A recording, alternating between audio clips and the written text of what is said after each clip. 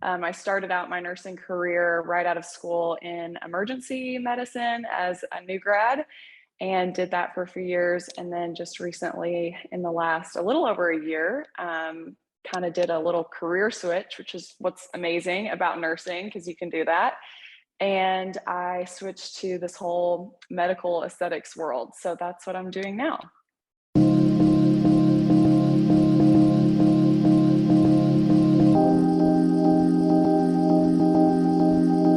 Welcome to MDF Instruments Crafting Wellness Podcast. Today, I have the pleasure of introducing you to Leeza. So I was so honored when I was asked to be on this podcast.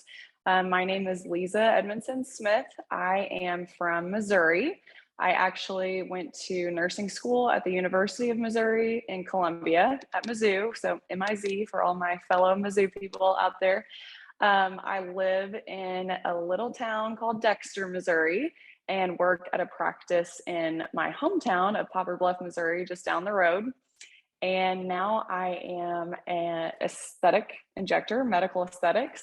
I started out my nursing career right out of school in emergency medicine as a new grad and did that for a few years. And then just recently, in the last a little over a year, kind of did a little career switch, which is what's amazing about nursing because you can do that.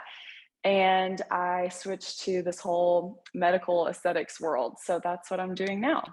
I love that because as I'm doing these podcasts, I'm learning about how many roads you can take as a nurse.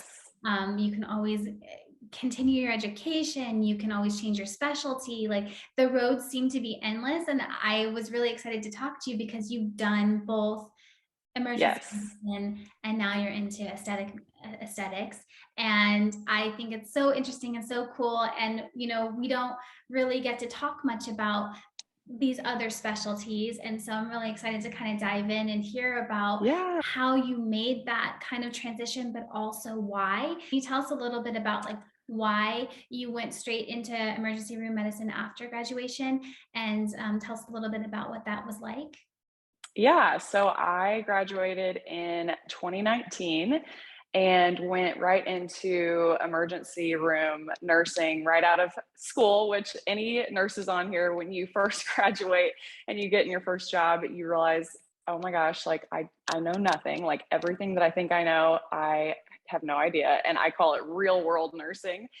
And so I was definitely so green, so new, just learning but loved it, loved the fast pace. I loved just the people that I worked with and learning. And I really needed that core nursing experience. I think everyone needs that at some point in your career. It was just such a good learning experience for me. I always say that's when I really learned what it is to be a nurse. Whenever I started my first job, I feel like school teaches you most of what you need to know, but then when you get into your first job, that's when you really learn how to be a nurse. Didn't mention this before, but I'm also in nurse practitioner school. So I knew that I needed either ER or ICU experience to be able to get into nurse practitioner school. So I personally did some rotations in the ER at the University of Missouri Hospital. And I just really was super interested. I loved being that person for someone in their like most vulnerable, scariest moments in their families. And there's just so much that goes into it. And I just went with my gut and went into emergency nursing right out. It was so scary, but so like I can't express how much like I learned and how grateful I am for that experience. Also, what I also loved about emergency medicine is you just never know what's going to come through the door. Like I loved that you didn't know what was coming through the door. It was fast paced. You had to be on your toes. It's just like the shifts just flew by most of the time. Like I would literally look down and be like, oh my gosh, I'm already like almost done with this shift because it was, just you never knew what was going to come through the door. Also, I should mention I started my first job in January of 20, and in March, COVID hit. So I had 2 months in the emergency room where we didn't wear a mask. And then, which was crazy to think, I'm like, wow, I used to work without a mask on. And then from then on, basically my entire first start of my nursing career was through COVID. So being in the emergency room, starting out as a new grad, then you throw COVID in there. It was just like madness. Even just going straight from graduating into an emergency room nurse, I think that's just going to keep you on your toes because, like you said, you never know what's coming through the door. You don't really know how to prepare for things. You just kind of like have to be ready for anything. And then Exactly. you got to experience a few months with just normalcy as a normal emergency room. And then the whole pandemic and during that time is crazy. So I imagine now you feel like you can do anything if you can make it. Yeah, I do. Absolutely. I'm like, hey, if we made it through that, we can do it. Like whatever we have to go through, we will make it. You know, transitioning into aesthetics, I don't use some of those skills as much anymore. And we were eating dinner a couple weekends ago, and one of my friend's little girls choked on a mozzarella stick. And I just kind of went and flew into that. I've never saved anyone choking before. I've had all the training, but I've never actually done it in practice before. And I had her dad flip her upside down. I totally hooked her, got the mozzarella stick out. And, you know, it's just it could have been such a horrible event, but I was like, wow, like that's what all that training was for. All those classes and courses that you think, oh, like I'm never going to use this. Or even if you're not in emergency, but you're just in other areas, you never know like what you're going to use your ACLS or your PALS for. So I always am like, seriously, like pay attention in those courses, because I mean, you never know, you might be out and have to do CPR on someone or have to save someone from choking. And so it's a really important thing to know for sure. Isn't it ironic too that you're using that skill not in a hospital or in an office, Yeah, just out in daily life? And I think that's a good absolutely. people is anybody should learn, you should learn CPR, you should learn how to save someone from choking, the Heimlich, even just more basic things. Yes, absolutely. Never know when you're going to need it for even your own child or your own family member or just some random person that you can help.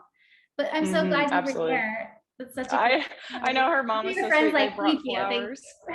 I know, they're like, we can't go anywhere without a nurse now. But and parents, their parents were amazing too in the situation. So it just luckily was not. It could have been much worse, but it ended up being not so bad. So you just have to be thankful for the good outcomes.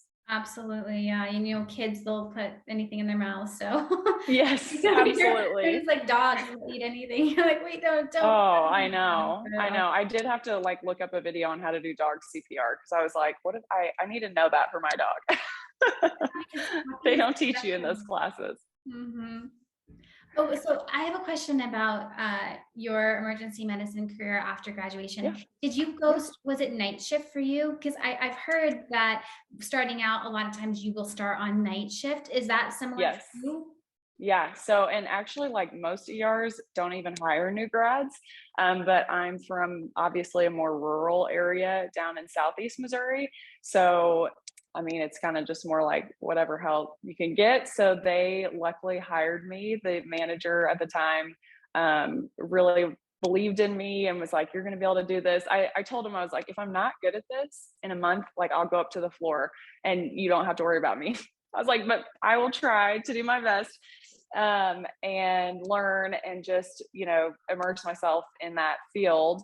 And he was an awesome manager for me starting out as a new grad. But I definitely had to start out on nights and kind of work my way up. I was doing the night shift, living the zombie life, all the coffee, Red Bull, all the bad things that I'm now like, oh, I just cringe thinking about what I had to do to keep going. But it's a real different life, honestly.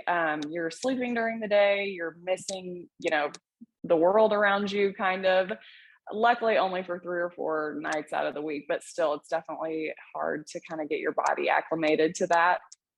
Particularly hard for me. I think some people love it and enjoy it. Like I have friends that are like, I love night shift, like I thrive overnight. I was definitely not that.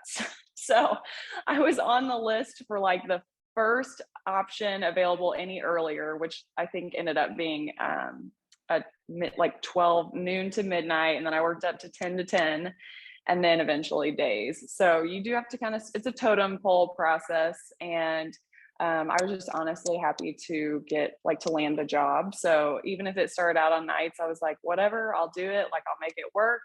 And it's good for you. It's good for you to kind of see what all the shifts and the differences are in that field for sure. Yeah, and it sounds like, from what I understand, it's pretty common to have to start on nights. So for everyone listening, you're probably going to have to do a night shift here You're and gonna have to do your night shift there. rounds. You will survive. Just, lots of coffee and you just do what you got to do. Yeah. Do you have any, like, is there anything that really helped you, since you aren't really a night person? It seems like you're more of a morning person. Person. Yeah. Yeah, I think just make yourself get up. Obviously get your sleep, but it's really easy on that daytime, like after your shift, to want to, sleep and then maybe get up and lay around. And I really just had to make myself like get up and run and do the things like chores around the house or whatever, just really to make myself get up and go. Otherwise, you're staying up all night and then you're sleeping and laying around all day. And that's kind of when you get into that like zombie like mode, basically, that you're just living in. And it's, miserable. No one wants to live life like that. So I think you just kind of have to force yourself to get up and keep going and let your body adjust. It will adjust. It just kind of takes time. For That's great advice. lots of like tons of water. It's really easy to get dehydrated on that kind of schedule, with your circadian rhythms off and everything. So yeah, I think if you can just kind of on your off days try to adhere to a normal schedule, try to eat at normal times. Your sleep is going to be off. Obviously, you're probably going to be more of a night owl, and a little bit later morning sleeper. But I think on your off days, if you can just try to get a little bit back to normal with your schedule, it makes it a lot better. Before we get into the change that you went through with your Mhm. career and your specialty, can you tell us a little bit about what your education journey was like? What did you major in? Yeah, so I went into school knowing that I wanted to be a nurse. I wanted to go to nursing school, so I did do the pre-nursing route for my undergrad, and then I actually applied. I think it's at the end of your sophomore year. I applied to the Sinclair School of Nursing at Mizzou. It's I can't speak highly enough, at least for my time there, about that program. It's an amazing program, but it is like very, very competitive. There's a ton of applicants and they only take a certain amount. And it's pretty common to not get in your first time, even with like the best grades and everything that you can be doing, club organizations. And it's just a very competitive program. So I did not think that I don't know why. I just thought that I would get in. I thought, well, I've got good grades. I've done all this. So I actually was not accepted my first time applying. And it totally like wrecked me. I was like, I was embarrassed to come home. I was embarrassed to tell everybody that I didn't get in. And but it ended up being like the best thing for me. I had a little gap semester, as I like to call it, and I really just kind of got to, I don't know, just live. I think for so long I just been kind of on a hamster wheel, like this is what I have to do. I've got to make good grades, 4.0 to get into this program. And when I didn't get in, I was just like, okay, like I guess I'm just going to take some classes and live a normal college life. And I just had a ton of fun, to be honest, which everyone needs. And I'm so glad that I had that, because then I did reapply and I got into nursing school. And then pretty much like the fun in your college life just dies because you're constantly studying, but experience point, and it's how you can overcome rejection and how you can push yourself to succeed. So all in all, that was a great thing that happened to me at the time. Of course, I was devastated, but all in all, it was a great experience for me. I talk about this a little bit on our podcast, that um, people can feel like, oh, I should have gotten in the first time, or there's a lot that will happen when you aren't expecting to not get in and you get that like initial rejection. But everyone that I've talked to has a very similar story, and it also ended up being like the best thing for them, because they grew so much in that year, they learned so much, and then they were only more ready for the next step in their journey. Because in healthcare, like once you get going, you're in it, you know, and there's not really like a Absolutely. break. So it's Absolutely. good sometimes to have that time. And I think it's important for everyone listening and watching too to understand that it's okay. Like it's okay if you don't get it. Rejection is a part of life, and the sooner you can kind of know that and hone that and know how to respond to it, anything in life is going to be so much easier for you, and you're going to be a stronger person, and you're ultimately going to be better because you're going to work. I worked even harder to get in the second time. So yeah, I can't speak enough on just allowing rejection in your life and not giving up and continuing to fight for what you want, because it will be worth it in the end. And you'll actually appreciate it that much more. I could not agree more. So well said. So you said that when you applied for school and you went to Mhm. college, you already knew Mhm. that you wanted to be a nurse. So I would love to Yes. touch in on when did you know you wanted to be a nurse? How did you know you wanted to be a nurse? Is Yeah. there a story there for us?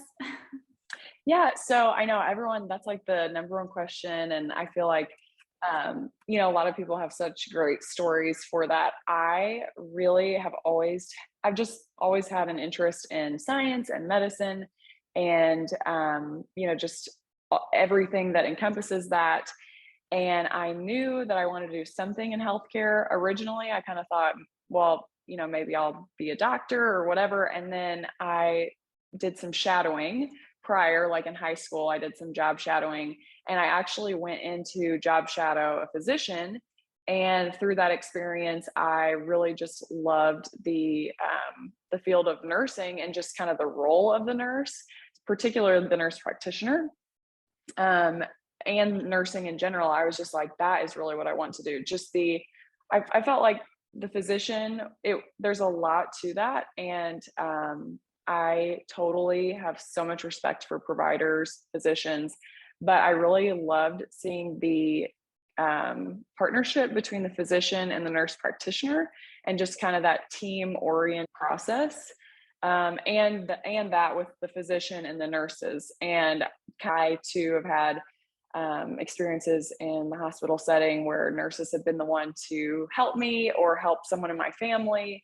And I just felt like no matter what, when you left those situations, it was the nurse that you probably always really remembered and gravitated to, because it's so much more hands-on with the patient.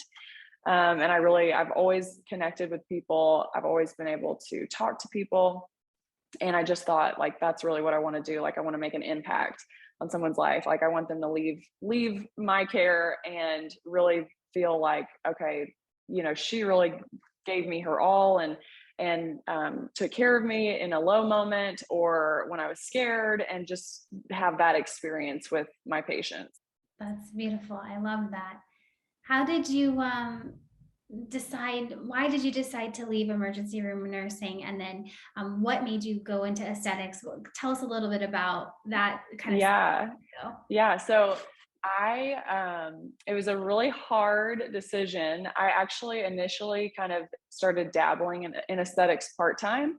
I've always had interest in beauty as well. So, like, basically medical aesthetics being the amazing combination of medicine and science and nursing also, but then you have that beauty aspect of things. And so it's just kind of the best of both worlds for me. I always had interest in it. In fact, I told a few professors in nursing school that I wanted to be an injector, and they've all were just kind of like, oh, haha, like, why would you want to do that? Like, why would you go through all this work and want to do medical aesthetics? And something inside me was always like, I just think I'd be really good at that. I always was watching videos and really just was interested in it. But, I just kind of thought, well, like, is it real nursing? Like, and to that effect, I did need the experience, the core nursing experience of emergency room medicine. I do think that there are everyone has different journeys and different paths, but I think that there are some new nurses coming out of school going right into a medical aesthetic position. Not to say that there's anything wrong with that, but I do think that I would not be as good at medical aesthetics had I not had that core nursing experience with emergency medicine first, to really learn nursing skills and, being quick on my feet and learning fast. I think that emergency medicine was really good for me with that in that regard. But ultimately, I reached out to a very well-known injector in our area. She's had 10 plus years of experience in injecting and has built an amazing practice with Jody Spain in Poplar Bluff. She's a nurse practitioner. And I reached out to her and just said, hey, like, I would just love to come follow you someday and just see kind of what your day as an injector is like, and just see if this is something that I would ever really be interested in. And she was so gracious, so welcoming, like let me come in and follow her, answered all my questions. And I just left being like, gosh, like that is what I want to do. Like, I know like that's what I really, really want to do eventually, but just ultimately thought like, I don't know if that's going to be something that is possible for me right now, or am I going to have to open up my own place eventually? And, it really is kind of a hard field to get in, because you absolutely have to have that mentor with experience to teach you.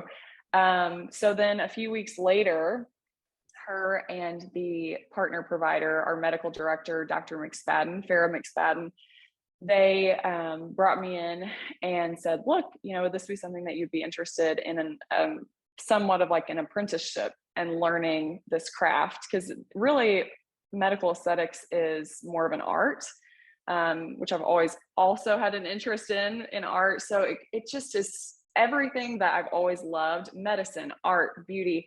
It brings it all together. Integrative medicine with health and exercise, and everything that I love is in one. It just really encompasses all of my interests. And so when they said, would you like to come start trying to learn this? I was like, yes, oh my gosh, like this is such a dream come true for me.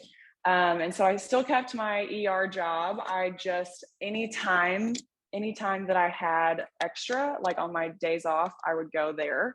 And so I was like working double and, trying to make things work, but it didn't matter. Like any time that I could get in there, I wanted to be in there learning and just like immersing myself in this medical aesthetics world. And luckily that's one, when people ask me like, I really want to get started in this, what's your advice?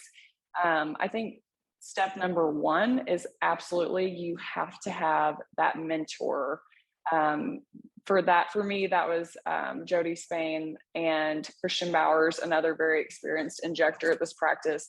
They absolutely took me under their wing, have taught me everything that I know in this field, and just really trained me from the bottom up, starting with neurotoxin, with like Botox, and transitioning into filler with lip filler and cheek filler, and then lasers, and just there's so many different avenues of medical aesthetics. So I really just got a well-rounded training in all of that. And then not to mention also, another reason that I've always been interested in medical aesthetics is skincare.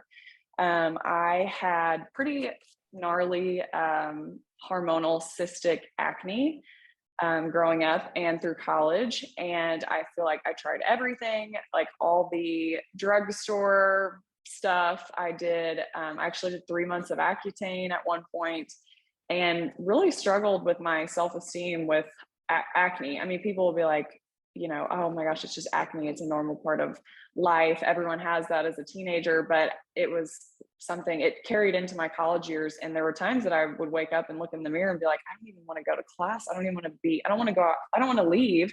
And someone see my face. It was debilitating. And I know so many people that have struggled with that. So then also, learning so much about the skin and medical grade skincare and the power of medical grade skincare and skin treatments, and how you can absolutely like cure someone's acne and just see their confidence rebuild. And it's just anything that has to do with medical aesthetics, I'm obsessed with. And I think that is so important when you are choosing your area or choosing your specialty. Like whatever sets your soul on fire, whatever like you can't get enough of, like that's what you should go with. And so obviously, ultimately, I knew that I loved emergency medicine. It was such a great experience for me, but it wasn't what set my soul on fire. And it wasn't what kept me up at night wanting to learn more about. And so I quit my ER job, and which was a hard thing to do. I loved the people that I worked with. And I really enjoyed my time there. But ultimately I knew that if medical aesthetics is what I want to do ultimately and be the best at, then I need to kind of give that, all of my attention and my time and energy. So that's kind of the story of quitting my ER job and going into medical aesthetics full time. I think it's so important to always follow your passion in your heart. And I Yes. wonder, for you, coming from emergency medicine, going into aesthetics, um, what was that like temperature of other people that you knew? What was the temperature of like your friends, your family? Was there any kind of struggle that you had there with just people understanding? Because you touched base a little bit and said, is that real nursing earlier? You used some Yes. quotes, because I think it's important to talk about. People don't want to talk about it, but I Yeah. feel like there's kind of a bullying aspect that can go on in healthcare, like, oh, what kind of nurse are you, or what kind of doctor are you, or this kind of Absolutely. leveling thing going on. And it's so important, because I also want to touch base on your nurse practitioner, and if you're still pursuing that. I think you said you're in NP school. Are you currently? Yes. Okay, you're currently in school. But yeah, I Yes. kind of just want to talk a little bit about, if you don't mind, Yeah, absolutely. just because I think it's important, people who maybe want to get into what you're getting into, that there's going to be that fear there of like, what other people think of them, or is this real nursing, or kind of just like the struggle of that in the industry. If you want to just touch base on your thoughts on it. Yeah, so I definitely I have the most amazing family and support system that they ultimately, my husband, my mom, all of our family was just like, if this is what you want to do, like we want that for you, obviously. So that was amazing because, it is kind of scary, like quitting your job and going into something that is totally different. But when I was leaving the ER, I definitely received some backlash. There was a few physicians, particularly, I remember being like, you're too smart to just go be you're too smart to go into medical aesthetics, or you're too smart to just do Botox for the rest of your life. Or you're going to get tired of that. It seems like it seems fun now, but trust me, you're going to get tired. I had one physician actually tell me that you could train a monkey to inject Botox. And so I was like, oh, okay. So I definitely received some backlash when I was leaving the ER. Ultimately, I took a lot of it as a testament that I was good in emergency medicine, and I appreciated that they were telling me like, look, you're so good at this. Like, why do you want to leave this? You've worked so hard and you've learned so much, and we've trained you, and now you're leaving. And so I ultimately took that as a compliment. And I really just held strong to what I knew I wanted in life. And this is your life. Anyone else can do what they want to do. But I think you have to be really careful about who you allow to tell you what you should do with your own life, because you're the one that has to live it every single day. And I've just always felt like, this is what I want to do. I've wanted to do it for years. And this is an opportunity now that has been, laid before me, that if I don't take this now, what if I never have an opportunity to try this again? So ultimately I was just like, I took the comments, I took the backlash, and just really held strong to what I knew that I wanted to do. Yeah, and it's not like you unlearn your knowledge, all the experience Exactly. that you had in the emergency room, all of the Yeah. studying, all of the things that you learned. It's not like all of a sudden, because you changed specialties, you're just like, now you're a gold That's gone. remember. Absolutely. It's like, I still have all that knowledge. I can still go back if I wanted to, but I'm going to Hey, go, I'm like, I'm still you know, saving kids choking on mozzarella sticks. Don't worry yeah, about it. yeah, you're still doing great. And I mean, there's a Oh, lot of, thanks. I think what you're doing now in medical aesthetic, people want to make it seem like it's this vanity thing, but it's I don't think that that's really what it's about. I think it's about like, sure, everyone wants to look their best, but like you talked about Absolutely. earlier about having this debilitating like thing with your acne when you were younger, and how that affects your self-confidence and how that affects your whole entire life. It's Yes. still like it's important work what you're doing, I guess is what I'm trying to say. Unless you're have gone through it yourself, you don't really understand. Maybe if you've always had great skin, or you don't have weird things going on with you that you can fix. And it's like we're always trying to better ourselves. And why is there judgment when it's a physical change that you're trying to do to like improve yourself, but there's not judgment when you're going to the gym every day or internally eating Yeah, healthy? There's no judgment there. So why is there this judgment with trying to make the outside of you the best it can be? And I think there's nothing wrong. absolutely. Yeah. Yeah, our like mission statement of our practice, the practice that I work at is called Aesthetic Nirvana in Poplar Bluff, Missouri, and our mission statement is look good, feel good. And it seems simple, but it's so true. It's like when people really look in the mirror and like what they see and are, confident and happy with themselves, then ultimately you feel better on the inside. And that's so true. And someone can say, oh, it's vain, like it's not real nursing, or it is an elective, obviously it's an elective form of nursing, but I have absolutely still have the same feeling that I had in emergency medicine where I saved someone's life and they were so appreciative of me. I have also felt that same feeling in medical aesthetics when I've changed someone's life and built and given them confidence that they haven't had, made them feel like, I can go out and be myself, and I love the way I look and I love the way I feel now.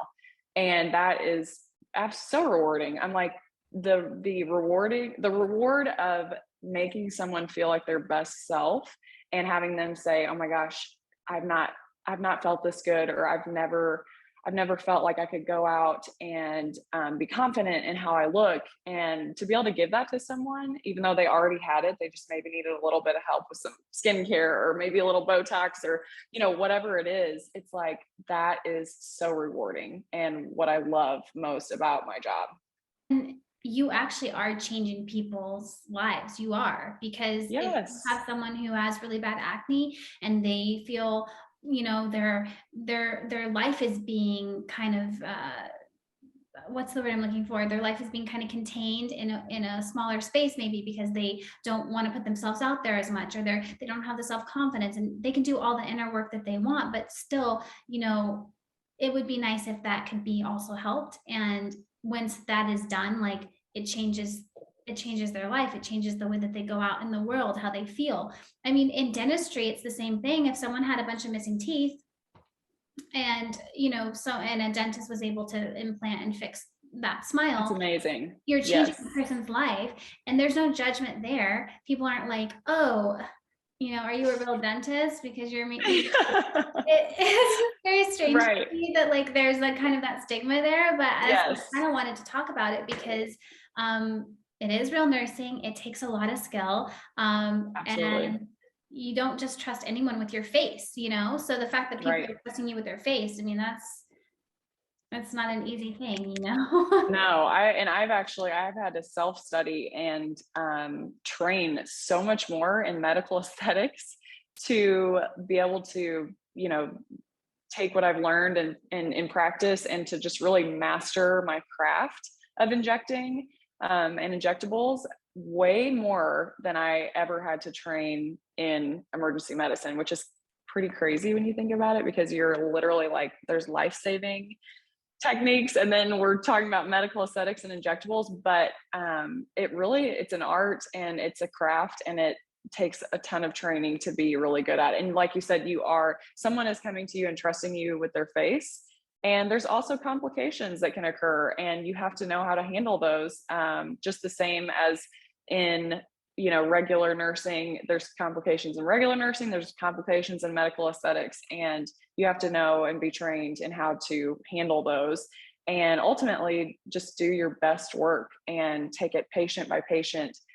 giving them their best result, and just changing one thing at a time with patients and making them feel so much better about themselves. Absolutely. So tell us a little bit about where you are in your NP journey. Yes, so I am a year and a half through, so I have about a year and 2 to 3 months left. I'm set to graduate in 2023. So hopefully we will, it'll get here soon. Of course, juggling work and life and school, it's a little bit different in this phase of my life versus when I was in college in nursing school, because when you're in college, it's all you do. School is your job, basically, with the exception of maybe like part time or whatever. But now in this phase of my life, with full time job, you know, having a house, trying to keep everything going with that, and then also the school aspect is you definitely have to get good at time management. I don't have kids yet, so the only like the next step up are the moms, like some of my classmates that have kids in our nurse practitioner class. I'm just like, y'all are the real superheroes in this world because they keep everything going. They've got their babies, they've got their school, their job. I just have so much respect for the moms that are in school and keeping it all afloat because that's not easy. So I don't have kids. I don't have that in my mix personally. But ultimately it's been a good thing for me to learn how to time manage. And I'll be so excited to be done, of course, and graduated here in about a year or so. Are you taking class online right now, or are you going in physically? Yes. So I'm actually doing my program through Maryville Online University or Maryville University Online. It's a institution out of St. Louis, Missouri. And I've done all of my program online. I'm entering the phase now where I'm going to be doing my clinical rotations here through the summer. And but I've had a great experience. Can't speak highly enough of their program so far, and have just really had it's been so nice to be living in rural Missouri. That's kind of, there's not really nurse practitioner schools around. So being able to live at home and work in my hometown and do my schooling online has been awesome. And I'm wondering, like, what the hours are like. Because Yeah. in emergency Yeah. medicine, from what I understand, you will work like 12-hour shifts, maybe like three or Yes. four times a week, sometimes Yes. in a row, maybe not necessarily. And then, so what's your schedule like now? So my schedule is a lot different. I work 8-hour days as opposed to 12, 12-hour shifts. And so I now work 3 to 4 days a week, depending on, how busy we are. And I just do 8-hour days now. So definitely I have a little bit more of like a work-life balance, I feel like, with the 8-hour days as opposed to the 12-hour days. I don't know. It's the 12-hour shifts were nice because you do have, if you work 3 12s a week and then you have all your off days, that is really nice. But then now I have time in the morning. Usually before I go to work, I can get like a run in, or, when I get home in the evenings, I'll go for a run or ride my bike or whatever. So that's been really nice for me personally, because I definitely think my body appreciates the 8-hour days better than the 12-hour shifts. But and then I also obviously always have like holidays off because, it's an elective. Like I said, all of our procedures are elective. So we don't, do anything on holidays. And I work some Saturdays. We do have some Saturday clinics to get in clients that work through the week. So I'll work a Saturday here or there. But yeah, so that's pretty much my week to week schedule. So it's definitely a lot better than when I was in emergency medicine. I appreciate the scheduling a lot.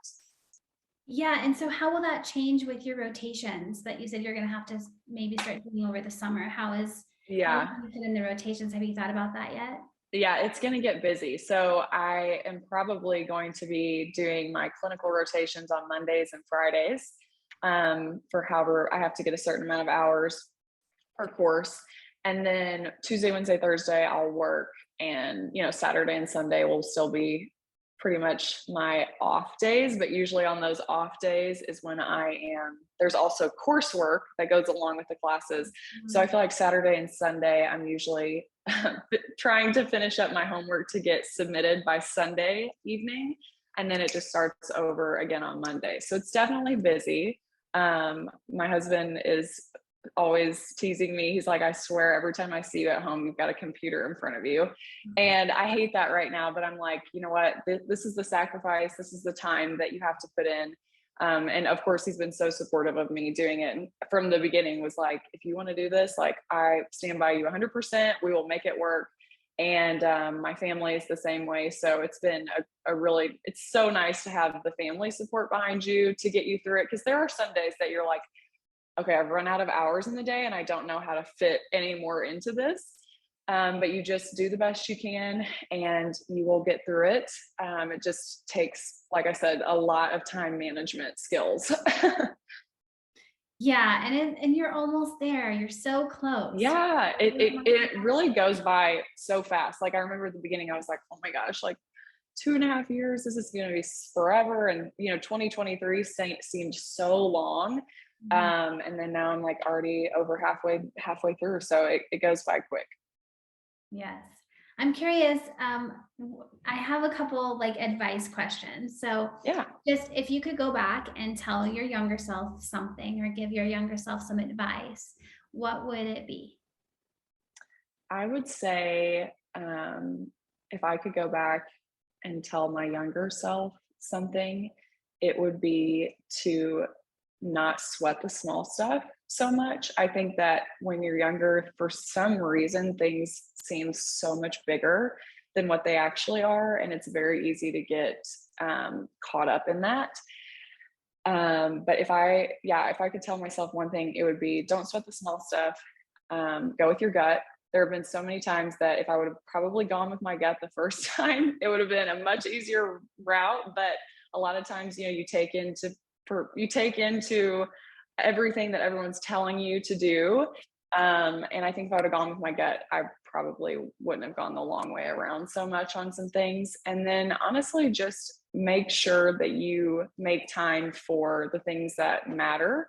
The people in your life that, those moments, those memories, you can't get those back. So I think that I would tell myself to like, stop, soak this in. I do that all the time. I'm like, just things will be so good. Life is hard sometimes, and everyone goes through so much, with loss and this pandemic especially has made me just so much more mindful of like when things are good, just like stop and soak it in for a little bit. Because you deserve that in life and you need that in life. So that would be my top three things that I would tell my younger self. Yeah, all of that is really great advice. I love it. I love it. It's very true. And sometimes going the long way around is sometimes it's Yeah, you learn your way around. You yeah, pick up a few things that you might better view not would have. sometimes. So Yeah, and you learn more and you absolutely. grow and you only become stronger. So sometimes taking the long way around isn't so bad. Absolutely. Rejection and not knowing, it's okay to not know what you want right at first, because you'll soon find out by doing the things that you don't want to do. You'll be like, I don't know exactly what I want to do, but I know I don't want to do that.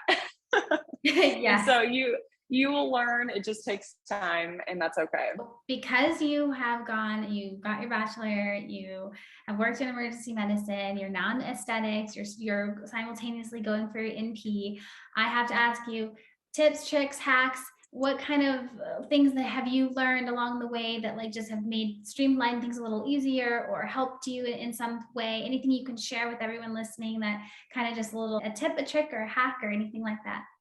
Yeah. So I think obviously big thing is time management. And it's so easy, especially with phones and social media, which, social media has been a huge part of my, honestly, my being able to connect with people. I do virtual consults with people for skincare or injectables, and I kind of started that coming into my career. So, and just building a platform to connect with people and showcase my work with medical aesthetics. So, absolutely, like I owe a lot to social media for that. I think that it's made my career. It's definitely boosted my career, but it's very easy to get caught up in that. And I think that there's a time and place for it, and you have to separate yourself from it. Like look up, take in what's around you. It's so easy to get caught up in our phones all the time. And especially when you're trying to do, like, if you're trying to get through school and you're studying, and you just have to like tell yourself, like, I have to put this down. I have to, sometimes I'll like put my phone in a different room, and where I can't get to it, or put it on a charger in a different room and where I can't hear it, so that I can just get done what I need to get done in a day. So that would probably be my biggest tip, because I think we do spend so much time on our phones, and it can really be a time sucker for the time that you need in a day to get everything done that you need to get done. Yeah, I concur with that completely. I think you don't realize how much time you could possibly be spending on that, and what you could do with that time instead. But the Yes. thing that I do is I put a little, because on Instagram especially, you can have the little like basically it'll alert you when when you've spent a certain amount of time on the app. So Um, smart. so Yes. it's a great way to say, hey, I'm going to say I'm only going to spend 20 minutes or 30 minutes a day, or whatever that is for you, a little time Yes. on it. And that way, every time you like open and close, it's counting that time, no matter Yeah. how long you're on it. And that way you can That's kind of really say, smart. "Ooh, okay, I didn't hit it." And then also, I don't know if other phones have this, but the Apple phone, iPhone, it has the ability for you to like screen time and kind of see how much time have you been spending in front of your Right. phone. But it's hard though, because a lot of people work from their phones. If you're doing social media, Yes. it's Yeah. kind of work for you, because you're trying to tell people about your services and what you can offer and what you can do. So some of that is also working, Right. with social media, so it can kind You of definitely have to set some, it's a blur. lot about self-discipline and setting boundaries. Like this, what I'm doing on my phone right now is for work, but laying in bed and watching TikToks until 2 o'clock in the morning, that is, not necessarily a necessity. And you're going to feel so tired tomorrow. So put it up, just stuff like that. It's a lot of self-discipline. But your body will thank you for it, and you'll get a lot more done for sure. Yes. Okay, so I have one last question for you. Okay. Where do you see yourself in 5 years? Do you think that you're in this now and this is where you're going to stay? Do you have, what kind of goals do you have for this career that you're in now? Obviously, you're going to be an NP here next year. Can you Yes. talk a little bit about where you see yourself in the next 5 years? Yeah, so I definitely think I have found my niche, and I'm so grateful for that. I think I will definitely be in medical aesthetics.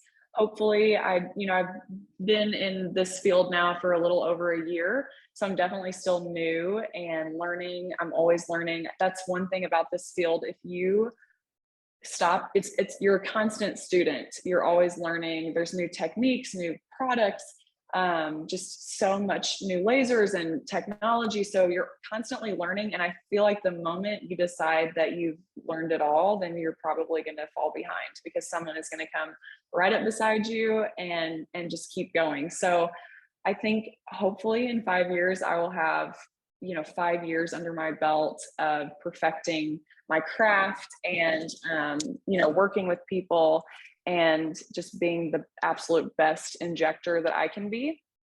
I hope to obviously be a nurse practitioner and graduated with that degree, and kind of bringing that role into my practice.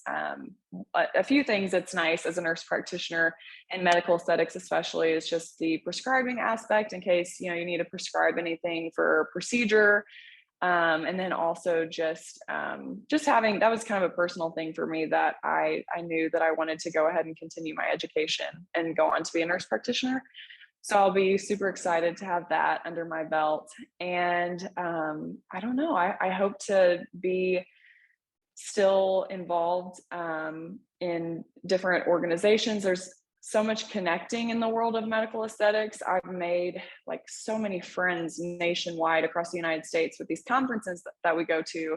So I would love to be I actually have a goal of going to a conference and like speaking. So they'll have different master or key opinion leaders speaking on behalf of their specialty, or some aspect in medical aesthetics. I would love to be a speaker or a trainer at some of these conferences that we go to throughout the year. So yeah, I would love to just kind of excel and climb to the farthest that I can get in this business.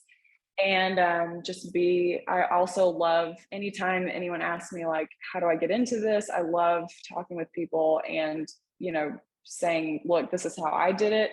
There's totally different routes that you can go, but it's really fun to be able to share this with people also, and new nurses coming out that might want to go into the medical aesthetics realm. And Yes.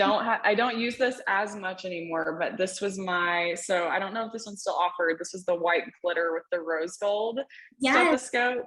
And this was my graduation gift from NDF when I graduated nursing school. So I'm about to be whipping it out a lot more for my nurse practitioner rounds here in a couple weeks that are starting. It's been sitting in my car a little bit more because I don't have to use it as much in medical aesthetics. So I'm excited to be able to break this baby out again for my nurse practitioner rotations. Yeah, and I was actually going to ask you if there was a need for a stethoscope in medical aesthetics. I feel Not like, really as much. yeah, it's always a good Yeah, thing to have in case you need to check some blood pressure or something, I it guess. is. It is. Occasionally we'll do like some basic vitals before a procedure or something. So I'll have it, on me I always have it in my bag in case I need it. And it's just nice to be able to, even out, like I said, sometimes now I use it maybe more out of the hospital setting than I do now with being in medical aesthetics, but I'll definitely be using this a lot more here in a few weeks for my health assessment class. So this bad boy is going to get broken out again. Awesome. But like, what do you like to do outside of being a nurse? I'd love to just hear a little bit about like other hobbies and interests that you like. Any organizations you're involved in that could be with that have to do with medicine or not? Doesn't matter. Yeah. Kind of want to get to know you a little bit. Yeah. So outside of work, I am a runner for sure. I run pretty much daily.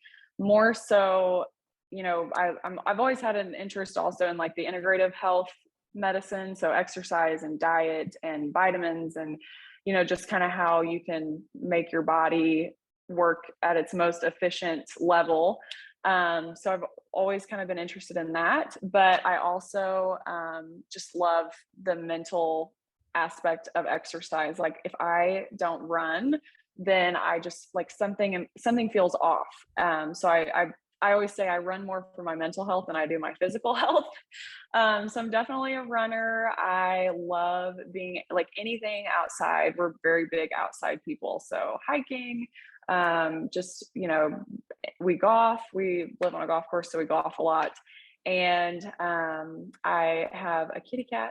He's probably back there trying to break in here. So I've got a little orange kitten named Putter, hence the golf course.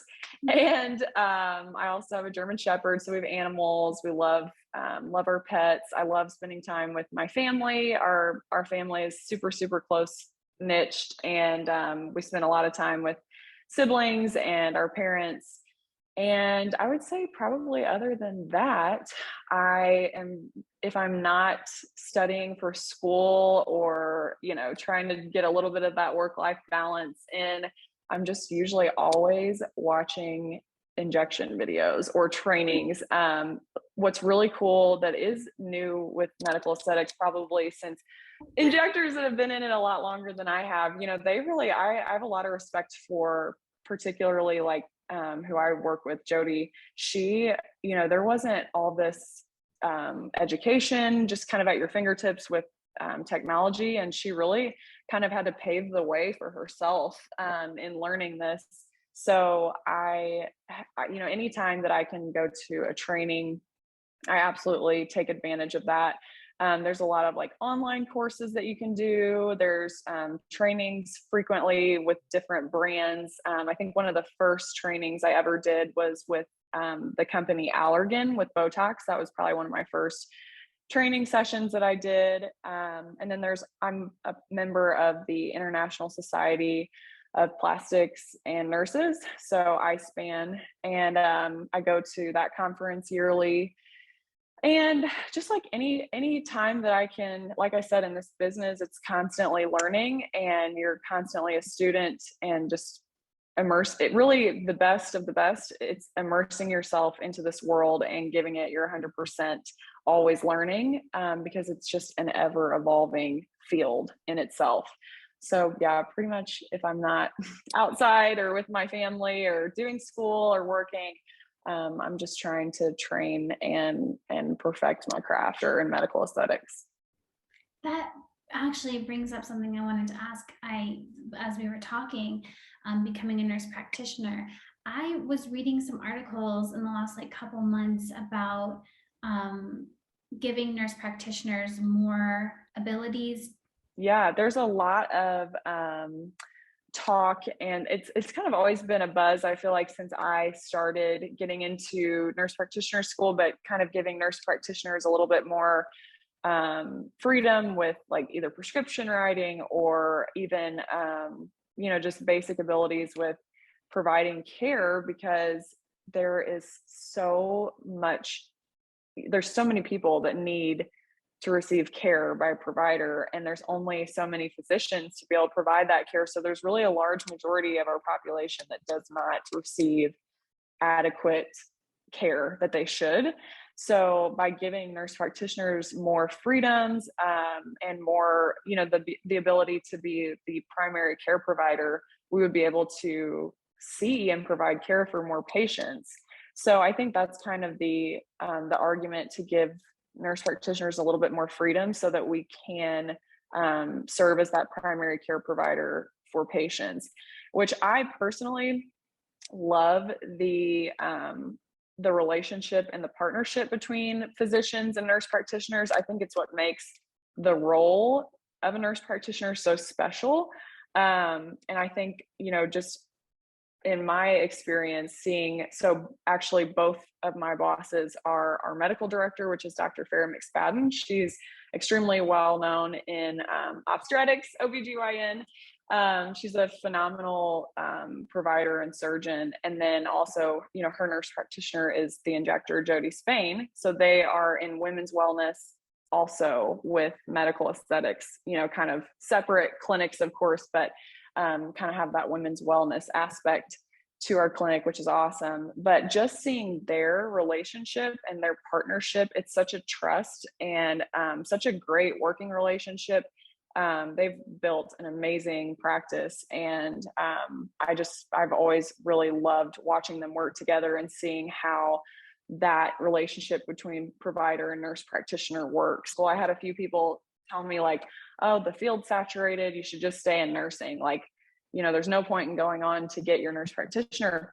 And I totally disagree with that, because there are so many more providers that are hiring multiple nurse practitioners to be able to accommodate the volume of patients in their clinics. So I think that there's always going to be jobs for it. Yeah. Well, Leeza, thank you so much. Yeah, thank you so much for having me. This was so fun. And like I said, I'm honored to have had this opportunity and to speak on the podcast with you. So thank you so much for inviting me. And I know for people listening and watching who may want to reach out to you, find you, can you give us your social media handles so that we can get over to you if people have questions or just want to watch your videos? Absolutely. So pretty much on everything, TikTok, Instagram, all the platforms, I am under at my injector Leeza, and my first name is spelled Leeza. So you can find me anywhere with that.